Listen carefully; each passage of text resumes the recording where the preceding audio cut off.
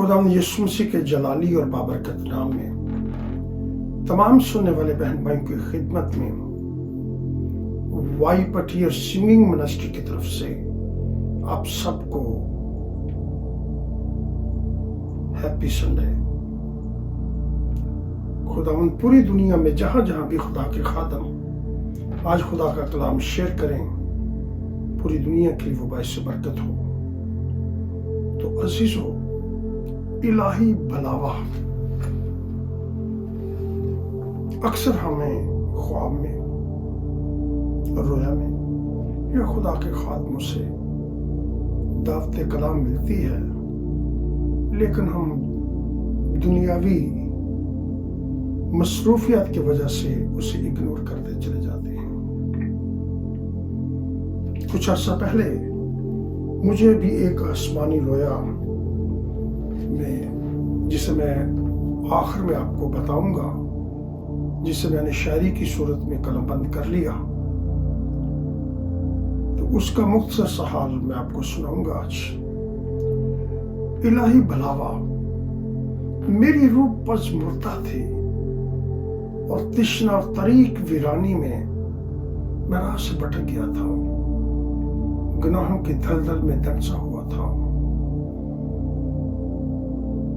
हर वक्त एक नए अनजाने से सफर पर गामजन रहता था। अचानक दोराहे पर मुझे 6 पर वाले करूबी फरिश्ता दिखाई दिया और उसने मेरे पपोटों को छुआ। उसकी उंगलियां नींद की तरह मुलायम थी और किसी घबराए हुए अकाब की मानद मेरी आंखें खुल गईं। फरिश्तों ने मेरे कानों को छुआ और उन्हें शर्मीदा आवाज से लबरेज कर दिया, और मैंने अर्शे आज़म को थरथराते हुए सुना और बुलंदियों पर फरिश्तों के उड़ने की आवाजों भी मैंने सुनी, और ज़ेरे अब जानवरों हवानों की हरकत मुझे सुनाई दी, और वादी में उगती हुई अंगूर की बेलों की आहट मेरे कानों में आई। वो फरिश्ता मुझ पर झुका और उसने मेरे होंठों को छुआ।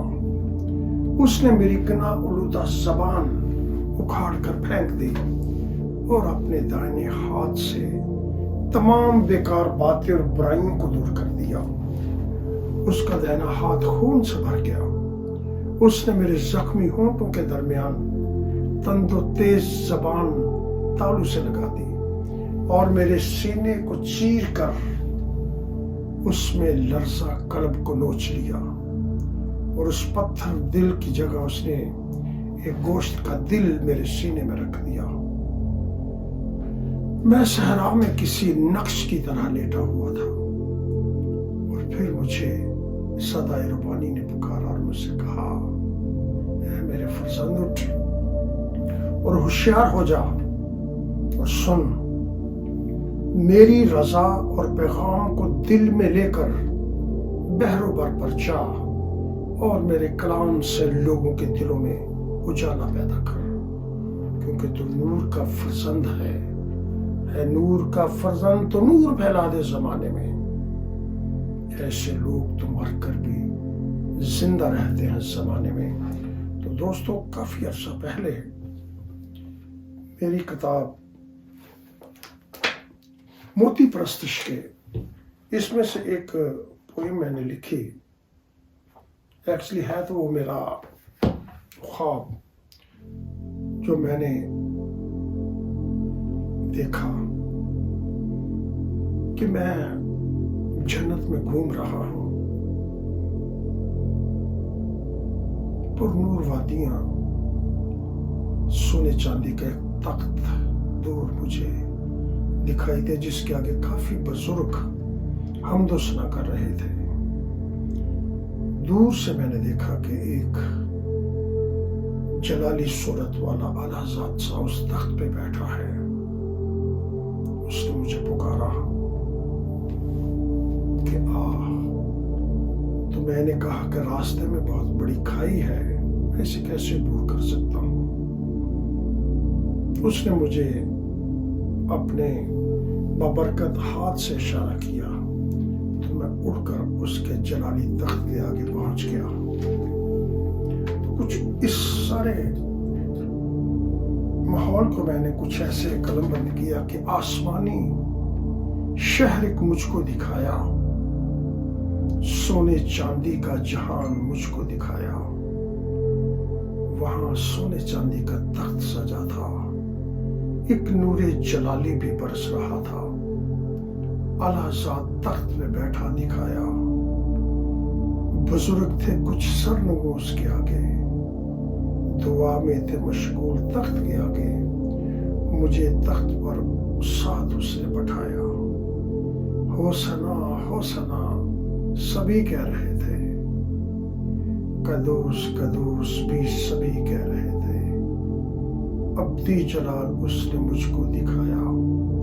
وہاں پر عجب روحانی سرور سا تھا، ہر شخص لپٹا ہوا نور میں تھا، مجھے جنت کا جلوہ اس نے دکھایا۔ نظارہ شہر کا میں کیسے بتاؤں، وہ کتنا منور تھا کیسے بتاؤں، مجھے اس نے اڑنے کے قابل بنایا۔ مکان تھے کتنے وہاں پہ بنے تھے، مجھے میرا گھر بھی دکھایا، رضا کو گلے سے خود اس نے لگایا۔ آسمانی شہر اس نے مجھ کو دکھایا۔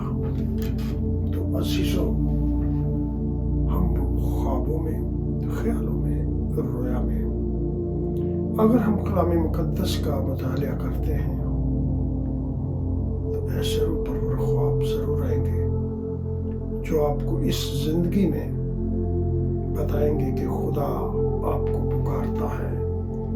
وہ آپ کو وہ جگہ جو اس نے جانے سے پہلے بتائی تھی کہ میں چاہتا ہوں تاکہ تمہارے لیے جگہ تیار کروں۔ تو میرے عزیزو، وقت ہے کہ ہم اس کی جگہ جو اس نے ہمارے لیے تیار کی ہے، ہر وقت ہم بھی تیار رہیں۔ اور اس کی تیاری کے لیے ہمیں کیا کرنا ہے؟ کلام مقدس کو پڑھنا، اس کے مطابق زندگی گزارنی ہے، اور اس کا جو جلالی مشن ہے لوگوں کو بتانا ہے۔ خدا آپ سب کو برکت دے، آمین۔